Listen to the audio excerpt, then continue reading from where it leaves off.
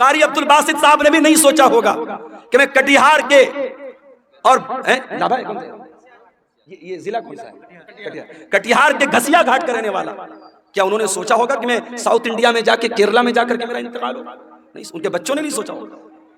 कोई नहीं जानता कब मरेगा, कहां मरेगा। तो कल भी बेटी का कातिल था, तो आज भी बेटी का कातिल है। आज भी बेटियों को लोग कत्ल कर देते हैं। और क्यों कत्ल करते हैं? हमारी और आपकी वजह से। ये समाज, ये सोसाइटी जो अपने आप को बड़ी दीनदार कहती है, जो साल में जलसे कराती है, जो प्रोग्राम कराती है, जिसके चेहरे पर लंबी दाढ़ी है, जिसके माथे पर सज्जे का निशान है, इसी समाज में जहेज चलता है, इसी समाज में बारात चलती है, इसी समाज में गरीब की बेटी की शादी करने के लिए गरीब बेटी का बाप लोन लेता है, जमीन बेचता है, जायदाद बेचता है, फिर अपनी गरीब लड़की की शादी करता है। उस गरीब इंसान जिसके पास 3-4 बेटियां हों, वो अपनी बेटियों को अपने सीने का बोझ समझता है। इसके जिम्मेदार कौन है? इसका जिम्मेदार पूरा समाज है, पूरा माशरा है। कुल्लु नफ्सिन ज़ाइक़तुल मौत, हर नफ्स को मरना है, हर जानदार को मौत का मजा चखना है। इस आयत में ये पहली बात बताई गई, मौत आनी है सबको, मौत से छुटकारा नहीं। अगर मौत से किसी को छुटकारा होता तो शायद अल्लाह अपने नबियों को बचा लेता। अल्लाह के बंदों में सबसे ऊंचा मकाम अल्लाह के नबियों का है, मगर अल्लाह के नबियों को भी मौत आई। हजरत सुलेमान अलैहिस्सलातु वस्सलाम अल्लाह के ऐसे रसूल थे, ऐसे नबी थे कि अल्लाह ताला ने उनको बहुत सारी सुपर नेचुरल ताकतें दी थी। जिन्नात उनके कब्जे में थे, बड़े बड़े जिन्नात इतनी बड़ी बड़ी देगों में खाना पकाते थे, पूरा गांव खा सकता था। बड़ी बड़ी बिल्डिंग बनाते थे जिन्नात, किसी मजदूर की जरूरत नहीं, जिन्नात खड़े होकर के मजदूर इमारतें बना देते थे। हवा उनके कंट्रोल में थी, वो सुबह से शाम तक का सफर पल भर में तय कर लेते थे। इतनी बड़ी ताकत हजरत सुलेमान अलैहिस्सलाम को मिली थी। लेकिन क्या सुलेमान अलैहिस्सलाम को मौत नहीं आई? मौत आई। कैसे मौत आई? सुलेमान अलैहिस्सलाम के हुक्म से जिन्नात बैतुल मुकद्दस की तामीर कर रहे थे, बैतुल मुकद्दस की बिल्डिंग बना रहे थे, उसका स्ट्रक्चर खड़ा कर रहे थे। सुलेमान अलैहिस्सलाम उनको डायरेक्शन दे रहे थे, समझा रहे थे, उनको निर्देश दे रहे थे। सुलेमान अलैहिस्सलाम अपने आसा के ऊपर, अपनी लाठी के ऊपर खड़े होकर के उनको बता रहे थे। और उसी हालत में सुलेमान अलैहिस्सलाम को मौत आ गई। अपनी लाठी पर टेक लगा के खड़े हैं, मौत आ गई। अब मौत आ गई और जिन्नात को पता भी नहीं चला कि हमारे बॉस का इंतकाल हो गया, हमारे मालिक का इंतकाल हो गया, जिसके हुक्म पर हम ये काम कर रहे थे उसका इंतकाल हो गया। जिन्नात अपने काम में लगे हुए हैं और सुलेमान अलैहिस्सलाम की डेड बॉडी, उनके इंतकाल के बाद उनका जो शरीर है उसी लाठी की के सहारे खड़ा हुआ है। कुरान कहता है फलम्मा क़ज़ैना अलैहिल मौता, जब हमने सुलेमान की मौत का फैसला कर दिया, मा दल्लहुम अला मौतिही इल्ला दाब्बतुल अर्दि ताकुलु मिन साता, सुलेमान की लकड़ी को, सुलेमान की लाठी को एक कीड़े ने खा लिया और जब लाठी खत्म हो गई तो उनकी डेड बॉडी जमीन पर आ गई। और जब डेड बॉडी जमीन पर आ गई तब जिन्नात को पता लगा कि हम तो बहुत बड़ी गलतफहमी में जी रहे थे, इनका तो ऑलरेडी इंतकाल हो चुका है। एक पैगंबर को मौत आई। कुरान कहता है कुल्लु नफ्सिन ज़ाइक़तुल मौत, हर नफ्स को मरना है। अमीर से अमीर को भी मरना है, गरीब को भी मरना है।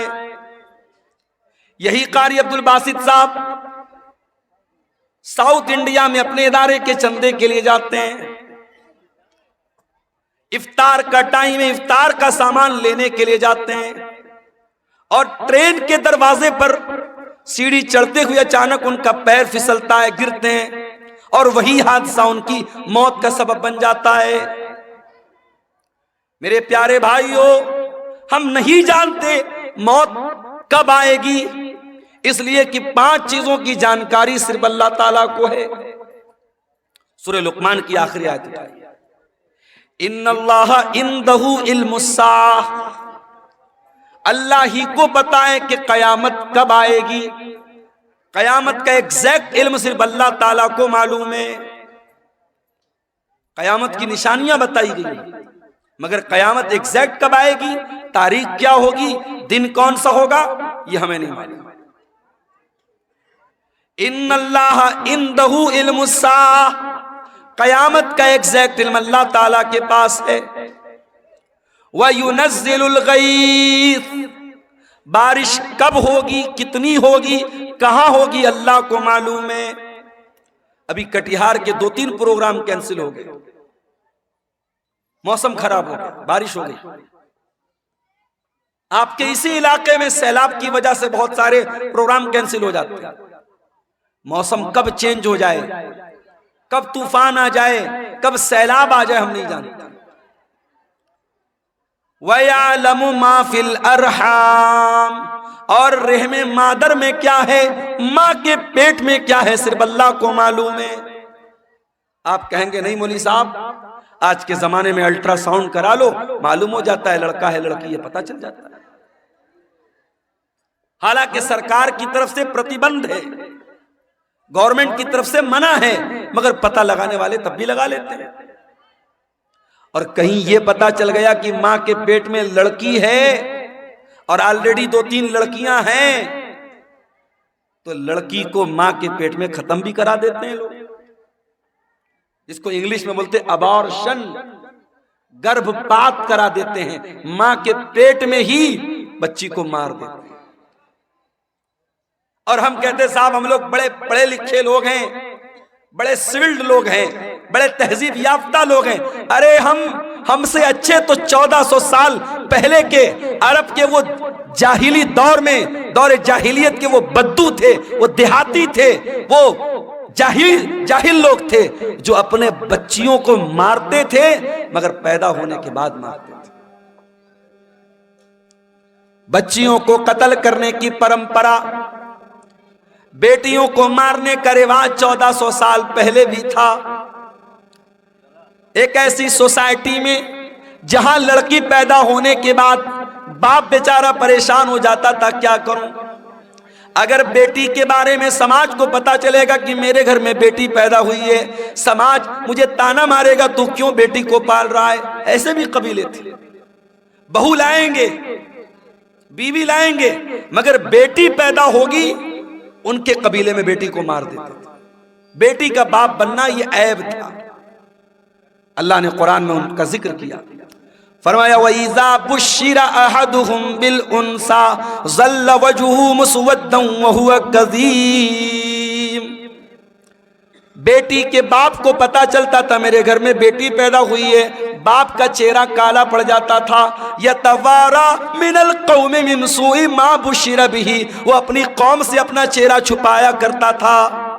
वो बेचारा सोच में पड़ जाता था, अयुमसिकुहु अला हुनिन अम यदुस्सुहु फित्तुराब, कि क्या करूं, अगर बेटी को पालता हूं तो समाज में अपमानित होना पड़ेगा, जलील होना पड़ेगा, और दूसरा रास्ता यह है अपनी बेटी को ले जाके जमीन में गाड़ दूं, दफन कर दूं।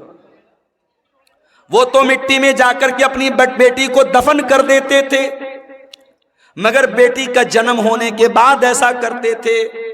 आज का पढ़ा लिखा इंसान, आज का तरक्की याफ्ता इंसान, आज का सोसाइटी वाला इंसान क्या करता है? मां के पेट में अल्ट्रासाउंड के जरिए पता लगा लेता है बेटी है, और डॉक्टर से कह करके एबॉर्शन करवा लेता है। कभी मौका मिले ना तो यूट्यूब पर जाकर के देख लेना कि एबॉर्शन कैसे होता है।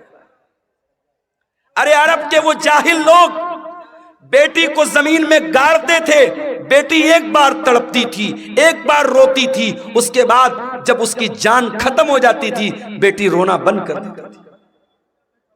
मगर यहां उस बच्ची को जो बेचारी अभी दुनिया में नहीं आई है, मां के पेट में 1 महीने का गर्भ है, 2 महीने का गर्भ है, 3 महीने की प्रेगनेंसी है, इसने ले जाके डॉक्टर से कहा एबॉर्शन कर दो।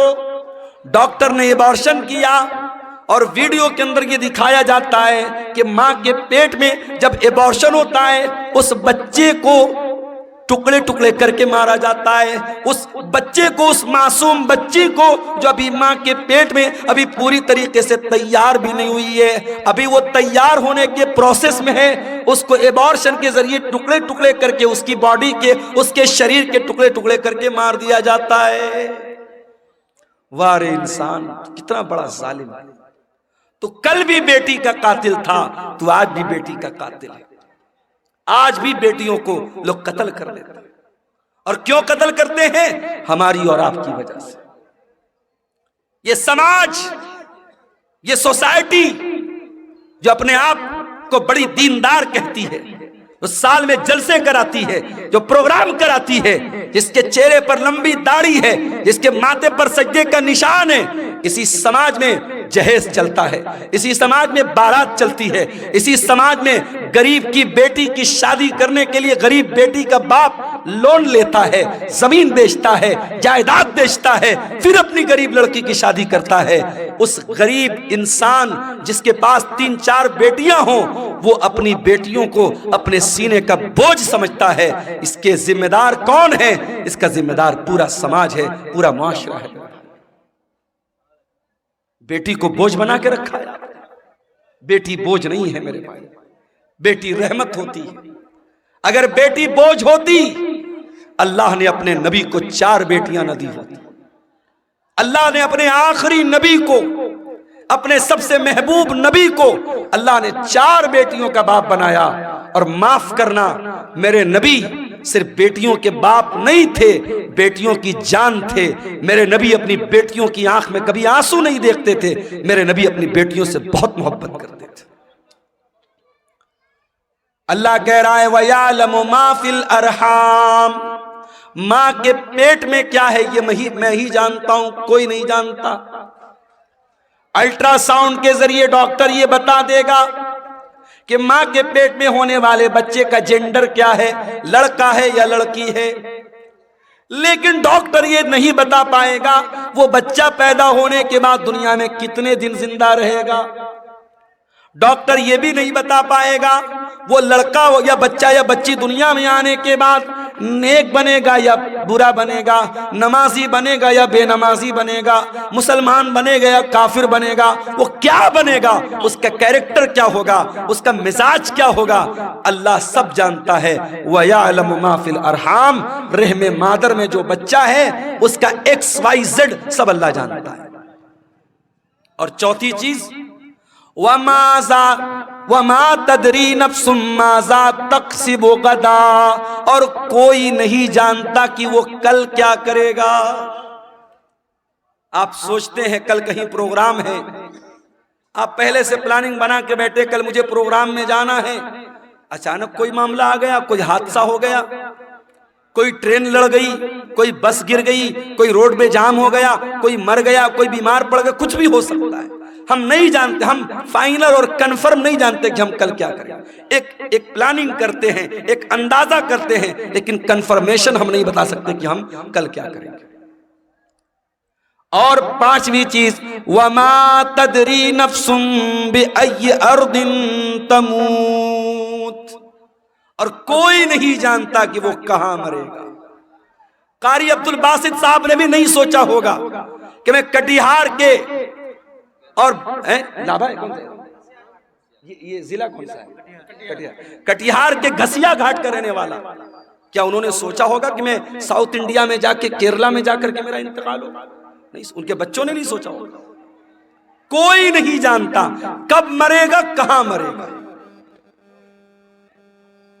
तो ये 5 चीजें सिर्फ अल्लाह को मालूम है। और इंसान बेचारा इतना फुदक रहा है, इतना नाज कर रहा है। अरे तुझे मौत आएगी, और ये मौत जब आएगी तेरी औकात तुझको बता देगी। तुझे अपने शरीर पे बड़ा नाज है, अपनी दौलत पे बड़ा गुरूर है। ये बड़े बड़े बादशाह, ये बड़े बड़े मिनिस्टर, ये बड़े बड़े राजा, ये बड़े बड़े जालिम, मौत तो इनको भी आएगी। और इसी देश में हमने देखा, इसी मुल्क में हमने देखा, देश को दंगों की आग में झोंकने वाले, देश में हजारों लोगों के कातिल, हजारों लोगों को मारने वाले, हजारों लोगों के खून की होली खेलने वाले, मौत उनको भी आई है मेरे भाई। और ऐसी मौत आई है, दुनिया ने तमाशा देखा है, बहुत बुरी मौत आई है मेरे अजीजों। मौत इंसान को आएगी। कुल्लु नफ्सिन ज़ाइक़तुल मौत, हर इंसान को मरना है, हर जानदार को मरना है। अभी मैं एक न्यूज देख रहा था, अमेरिका में एक लेबोरेटरी बनाई जा रही है, एक प्रयोगशाला, और वहां इंसान की बॉडी को रखा जा रहा है। और एक बॉडी को रखने पर कई करोड़ रुपए खर्च आ रहे हैं।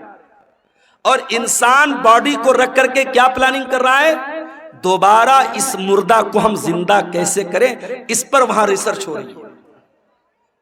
बहुत सारे लोग पैसा खर्च करके अपनी बॉडी को उसमें प्रिजर्व करवा रहे हैं, और इस पर रिसर्च चल रही है कि कैसे मुर्दा इंसान को जिंदा किया जाए। क्या ये पॉसिबल है? कुरान कहता है ये पॉसिबल नहीं है।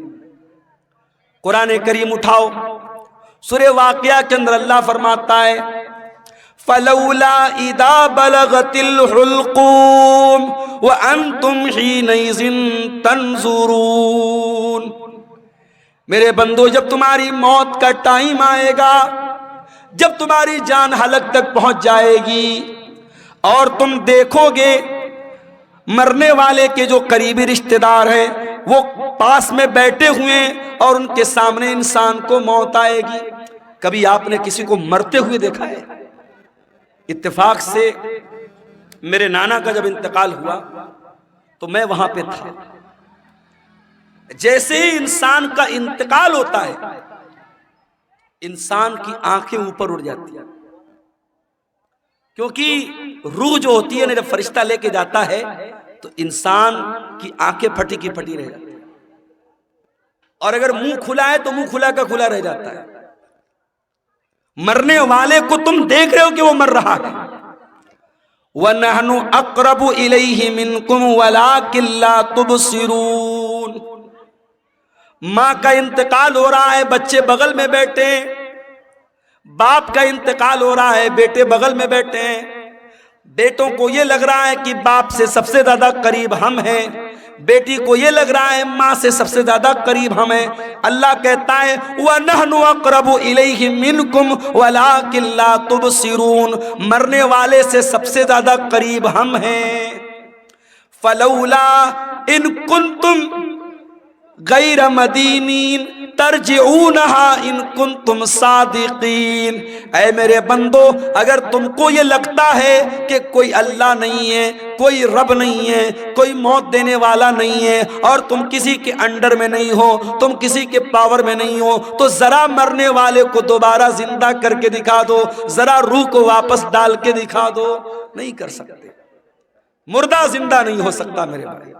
जो मर गया वो मर गया, अब मरने के बाद दोबारा उसके अंदर जान नहीं डाल सकते। ये है मौत। और कभी गौर करना, मौत हमारी बेबसी बताती है।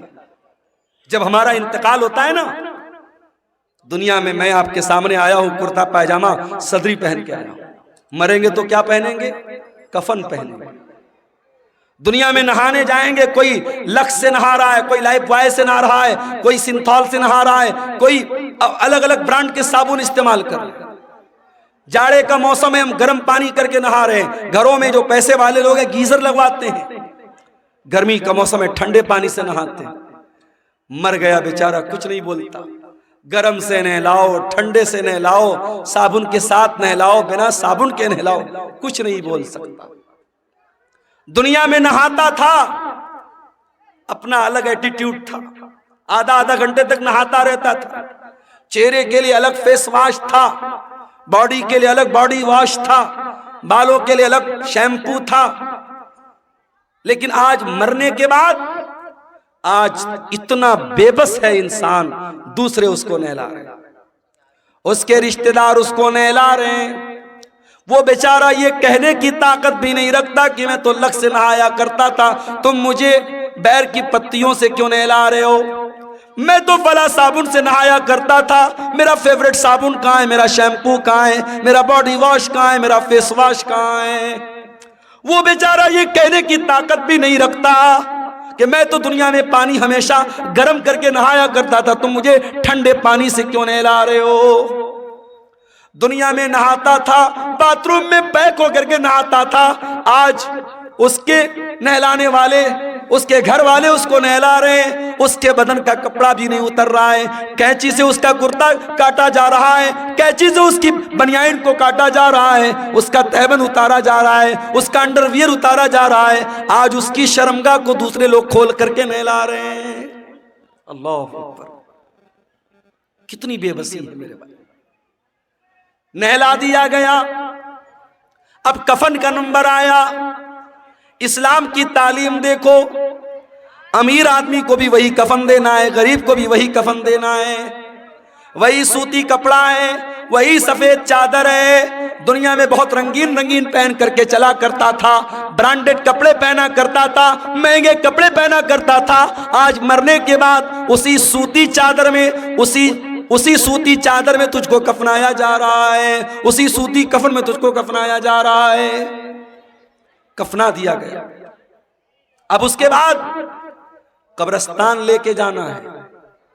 अगर कब्रिस्तान करीब में है, जनाजे की चारपाई पे लाश को रखा गया, चारपाई को 4 लोगों ने कंधे पर उठाया, लेके कब्रिस्तान पहुंचे। इतना बेबस है इंसान, मरने के बाद हिल नहीं सकता। उसकी बॉडी को 4 लोग मिल करके जनाजे पर उठा करके लेके कब्रिस्तान जा रहे। कब्रिस्तान लेके जाया गया, वहां पहले से कब्र को खोद करके रेडी किया गया है। जनाजे को कब्र में उतारा गया, मिट्टी डाली गई, कब्र तैयार हो गई। घर वालों ने खड़े होकर के मगफरत की दुआ कर दी, आसानी की दुआ कर दी। फिर उसके बाद मिट्टी, हाथ से अपने मिट्टी झाड़ करके घर वाले वापस चले गए। ऐ इंसान, तू कितना गाफिल है, तू क्या क्या हरकतें करता है। इस कब्र में न तेरा बाप तेरे साथ आया, न तेरे बच्चे तेरे साथ आए, न तेरी बीवी तेरे साथ आई, न तेरा माल तेरे साथ आया, न जमीन तेरे साथ आई, न जायदाद तेरे साथ आई। कुल्लु नफ्सिन ज़ाइक़तुल मौत, हर नफ्स को मौत का मजा चला। अल्लाह अपने नबी से कुरान में कहता है, वमा जअलना लिबशरिन मिन क़ब्लिकल खुल्द अफ़इन मित्त फ़हुमुल खालिदून।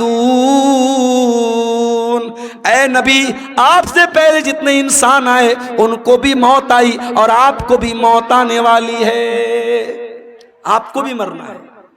इन्नका मय्यितुन व इन्नहुम मय्यितून, ऐ नबी आप भी मरने वाले हैं और ये सब मरने वाले, सबको मौत आने वाली है। हमारे नबी को मौत आई कि नहीं आई?